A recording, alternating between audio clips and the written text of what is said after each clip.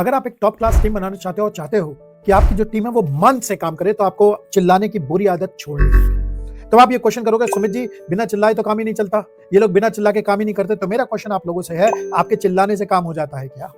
अगर आपके चिल्लाने से काम हो जाता तो आप एक बार चिल्लाते हो, आपका सारा काम खत्म हो जाता, चिल्लाने की जरूरत खत्म हो जाती। लेकिन चिल्लाने से 3 घाटे होते हैं। सबसे पहला घाटा, जब आप चिल्लाते हो तो एक इमोशनली वीक इंसान लगते हो। दूसरी चीज, चिल्लाने से स्ट्रेस क्रिएट होती है और इससे आपकी हेल्थ खराब होगी। आप देख लेना, लाइफस्टाइल की जितनी बीमारियां होती हैं वो बहुत सारी चिल्लाने से।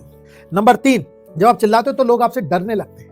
डरने से क्या होता है, कम्युनिकेशन समाप्त हो जाता है। तो वो जो आपका आदमी होता है, अगर उसे कोई दिक्कत होती है, कोई परेशानी होती है, वो आपके पास आएगा नहीं चल के, क्योंकि उसे डर लगेगा कि यार पता नहीं क्या कहेंगे मुझसे, इसलिए आपके पास इंफॉर्मेशन आना बंद हो जाती है। तो अब आपका क्वेश्चन ये होगा कि यार फिर बताओ क्या करें, क्योंकि इसके अलावा तो वो काम ही नहीं करते। तो भाई इस वाले काम को करने के लिए आपको एक 7 स्टेप्स का प्रोसेस दे रहा हूं। ये वाला जो प्रोसेस है, ये मुझे वॉरेन बफेट की कंपनी में सिखाया गया था जब मैं यहाँ पे लंदन में काम करता था और मेरी लीडरशिप की ट्रेनिंग हो रही थी उस समय। और इस वाली चीज को इस्तेमाल करके आप लोग भी इस सिचुएशन का परमानेंट सोल्यूशन ले सकते हैं। तो इसमें जो सबसे पहला स्टेप होता है, उस स्टेप को कहते हैं अवेयरनेस का स्टेप। मतलब जैसे ही आपको गुस्सा आए तो अवेयर हो जाओ कि यार मुझे गुस्सा आ रहा है। ये वाली चीज थोड़ी सी प्रैक्टिस के साथ आएगी, लेकिन जैसे ये वाली चीज हो, आपको अपने आप से एक लाइन बोलनी है, और वो लाइन ये है कि मुझे गलती पर ध्यान देना है, गलती करने वाले पर ध्यान नहीं देना। फिर से बोल रहा हूं, गलती पर ध्यान देना है, गलती करने वाले पर ध्यान नहीं देना। इससे आपका जो फोकस होता है वो गलती की तरफ शिफ्ट हो जाता है और आप गलती करने वाले को अलग रख देते हैं। अब जब आपका फोकस इस जगह पे शिफ्ट हो जाता है तो आप स्टेप नंबर 2 पे जाते हैं, और ये जो स्टेप नंबर 2 होता है इसे कहते हैं क्लैरिटी।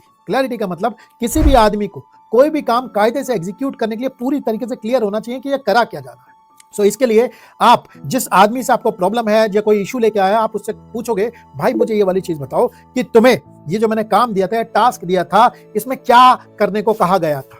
आप उससे सिर्फ उससे वो रिपीट करवाओगे। हो सकता है वो थोड़ा सा डरा हुआ हो, तो उसे आपको सही करना होगा, उससे कहना भाई मैं प्रॉब्लम समझना चाह रहा हूँ। प्यार मोहब्बत से वो ये वाली चीज बताएगा, नहीं तो वो चुप खड़ा रहेगा, क्योंकि वो पहले से डरा हुआ धमका होगा। तो आपको प्यार से कहना होगा, बेटा मैं ये वाली प्रॉब्लम का सॉल्यूशन चाहता हूँ, तो मुझे बता कि मैंने क्या टास्क बोला था। तो ये हुआ पहला स्टेप, क्लैरिटी। अब इसमें 2 ऑप्शन है। पहला ऑप्शन ये है कि जब वो क्लियर होगा तो शायद वो आपको बता दे, भाई मुझसे ये करने को कहा गया था। आप कहोगे वेरी गुड, और हो सकता है ना, तो आपको ये समझ में आ गया मैंने इससे बोला कुछ और इसने कुछ और करा।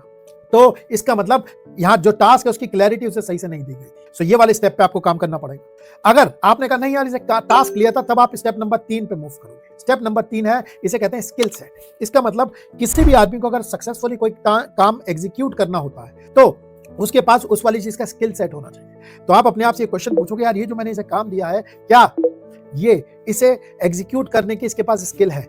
90% केसेस में आपको बताता हूं, लोगों के पास काम करने की स्किल नहीं होती। लेकिन हो सकता है आप ये वाली चीज कहो, नहीं यार इसको ये वाला काम करने की स्किल है और इसका टेस्ट ये है कि आप उससे कहो यार दुनिया के सारे काम छोड़ और तू सिर्फ यही एक काम कर, तो क्या वो आदमी ये वाला काम कर लेगा? तो आपका टेस्ट पास होता है स्किल का, कि भाई इसके पास स्किल है कि नहीं। अब आता है चौथा स्टेप। ये बहुत इंपॉर्टेंट स्टेप है और खूब सारे एमएसएमई बिजनेस ओनर्स यहाँ पे गलती करते हैं। लोगों के पास क्लैरिटी होती है, लोगों के पास स्किल भी होती है, लेकिन उसके बावजूद फेलियर होता है। वो इस पॉइंट पे होता है, और ये फेलियर में आपको ये देखना है, क्या मैंने इसे मल्टीपल जगह पे बिजी तो नहीं कर रखा है। तो इस वाली चीज को आप एग्जाम्पल से समझो। जैसे एक सेल्स वाला है, हम सेल्स वाले से कहते हैं कि भाई सारी की सारी जो लीड्स हैं तुम्हें उससे बात करनी है। तो सेल्स वाला कहता है ओके। अब आप उससे कहोगे क्या इसे पता है क्लियरली? हाँ ये वाली चीज पता है। नंबर 2, स्किल का टेस्ट ले लेते हैं। क्या अगर मैं इसे सारी चीजें हटा दूं, इससे कहूं लीड से बात करूं, ये कर सकता है? कहोगे हाँ कर सकता है, लेकिन ये फिर भी लीड से बात नहीं करता। तो इसका मतलब ये हो सकता है कि उसने जब सेल कर ली उसके बाद वो ऑर्डर कोऑर्डिनेशन में उसका समय जाता हो। तो वो क्या करता हो, जब ऑर्डर लेता हो, ऑर्डर लेने के बाद अपनी टीम के पास जाता हो, कोऑर्डिनेट करता हो, यार इसका क्या हो रहा है, इस ऑर्डर का क्या चल रहा है। तो आप देखो ये जो समय है वो उसने निकाल के ऑर्डर कोऑर्डिनेशन में लगा दिया, और उसने क्या करा, लीड्स उसकी छूट गई। तो आप देखोगे इस तरीके से क्या होता है, हम जब लोगों को मल्टीपल चीजों में बिजी कर देते हैं तो लोग क्या करते हैं, एक काम को इग्नोर कर देते हैं और दूसरे को कर लेते हैं। अब आप कहोगे सुमित जी ऐसे तो यार सभी जगह पे मुझे अलग अलग जगह पे तो लोग नहीं रख सकते। बिल्कुल नहीं रख सकते, लेकिन अगर इस तरीके की सिचुएशन पैदा होती है तो आपको उसके लिए प्रायोरिटी क्रिएट करके देनी पड़ेगी कि भाई अगर तू तेरे सामने 2 एक सी चीज आ रहे हैं तो पहले ये करियो, फिर बाद में ये करियो।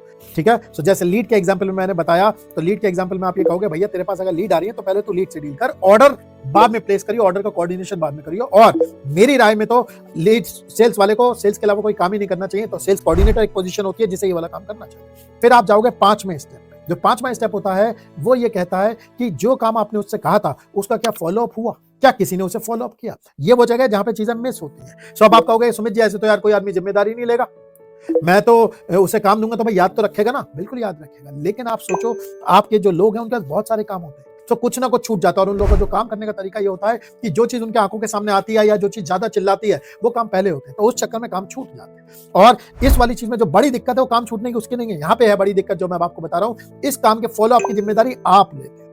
आप ये सोचते हो जब मैं इससे फॉलो अप करूंगा तो ये वाला काम करेगा। फॉलो अप आप नहीं कर सकते क्योंकि आपके पास खुद 25,000 चीजें हैं कर लेने के लिए।